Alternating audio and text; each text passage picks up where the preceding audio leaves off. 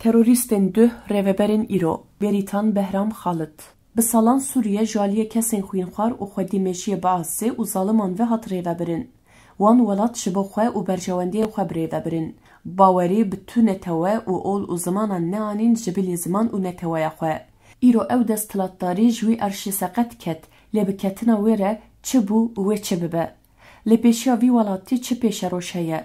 Gelek pirs di serê me de digerin û her yek tiştekî ji xwe re dibêje. Lê ya balkêş ew e ku bi ketina vê rejîmê re her kes kêfxweş e. Lê gelo kesî pirsî ka wê çi bibe? Çîrok jî ev e. Bi ketina wê desthilatdariyê re komeke terorîst hat û welat bi rêve dibin. Koma qaş û ku xwe weke opozîsyon dida binav kirin, Heyet Tehrîr el Şam duh terorîst bû, îro xwe kiriye rêxistineke maqûl. Ji roja ku hat û destanê ser welat tişt nema ku nekir. Êdî li vir ji kirasê xwe derket. Kiryarên Heteşê jaliye her kesî ve tên zanîn. Dema mirov tê û li pratika Heteşê dinê re mirov aniha û paş te fêm dike. Li dîsa jî divê mirov baş bifikire li ser vê yekê. Ew hat û ji kirasê xwe derket û xwe ji derve tenê guherd. Lê ew aqil wekî xwe ma. Dema hat êdî niyet û armancên wî diyar bû ku çawa dixwaze di Sûriyeya nû de ji bilî xwe tu kesî nas nake. Aqilê serdest ku Sûriye li ser masaya zêrîn û destê Heteşê kir, niha ji beraya Heteşê dest bi lîstina bi taybetmendiyên civaka Sûriye kiriye. Ew civak û çandan paşguh dikin û ev dê bibe korîtiyeke siyasî. Mînaka berbiçav jî komkujiyên li dijî Elewiyan in. Rabûn û gotin em vê yekê li dijî bermayiyên rejîmê dikin. Ka mirovên biaqil bila li vê meselê binêrin û şîrove bikin. Bila bêjin wan jin û zarok û kalên Elewî çêkiribûn. Ew ne bermayiyên rejîmê bûn.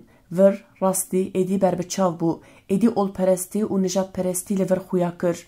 Ma normal e ku Heteşê hikûmeteke demkî ava dike, rayedaran tayîn dike, komîsyona destûrê ava dike, hêzên ewlekariya ava dike, lê divan hemû biryarên pêwîste kesî tevlê nake.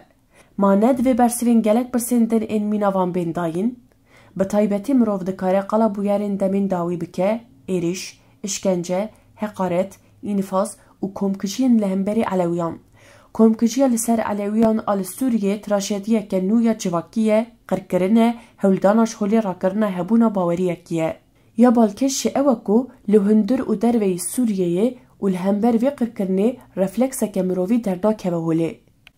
Gêjên cihadîst ên por û riyên wan tevlihev bûyî di nav taxên Elewiyan de bi çekên otomotîk mirov kuştin û ketober gulelê wan reşandin. Helbet kiryarên Heteşê yên heta niha fikrekê diditme.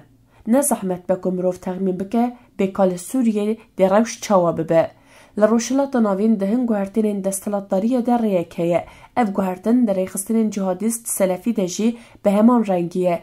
Dema çeteyên cihadîst ên Daişê ewilî ketin nava Şengalê bi dayîna sozên gelekî baş, nêzîkatiyeke bêguneh nîşanî êzîdiyandan. Bi mirovane nêz bûn û rehm nîşandan.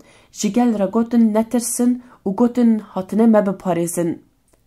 Êdî gelê ku bi van sozan hatibûn xepandin bê tedbîr û parastin hatibû hîştin. Dûrê jî wan tehpeyên reşpoş dest bi komkujiyê kiribûn ku êdî yên ji wê wê de tir mirov nikare tarîf bike. Binêrin ku çi dişibin hev. Ev du mînakên cuda bûn, lê encama heman bêjî û aqilî ne. Nêzîkatiya wan yek e, pratik û taktîkên Heteşê yên niha dişibin yên berê.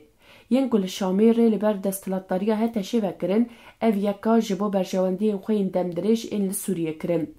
Celadên cihadîst wek mirovên bê bawer dibînin û çavên xwe li komkujiyan digirin. Heteşê heke pêşî lê neyê girtin, tê wek şevê ku çawa hêdî hêdî rojê da diqurtîne, tê wek darêtiyekê Sûriyeyê daqurtîne.